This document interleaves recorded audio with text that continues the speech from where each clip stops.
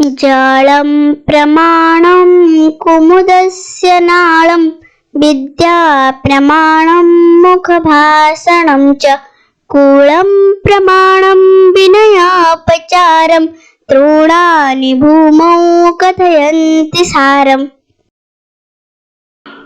गोटे पोखरी रे फुटिथिबा कुमुदर नाड़टी ही प्रमाण करिथाए जे से पोखरी रे केते पानी अछि।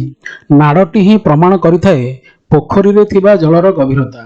नाड़टी जेते लंबा होइथाए जलर गभीरता सेते अधिक थिबार प्रमाण मिलिथाए। सेहिपरि विद्यार प्रमाण मुख भाषण ही मिलिथाए। व्यक्तिटी केते विद्यावंत केते संस्कारी ताहा तार मुख निसृत बाणी बा भाषण रु प्रमाण मिलिथाए। व्यक्तिटीर मार्जित कथा ही प्रमाण करिथाए से केते विद्यार अलंकार द्वारा निजको शोभित करिअछि। सेहिपरि विनय आचरण ही प्रमाण करिथाए गोटे व्यक्तिर कुल बा वंश विषय रे। व्यक्तिटीर नम्र और भद्र आचरण तार कुल बा वंश परिचयर प्रमाण देइथाए। ठीक सेहिपरि भूमि रे थिबा तृण माने ही प्रमाण करिथांती सेही भूमिर उर्वरता विषय रे।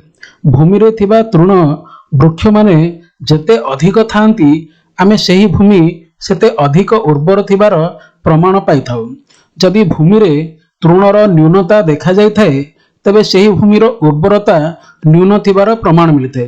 तेणु तृण ही प्रमाण करथाए भूमिर उर्वरता।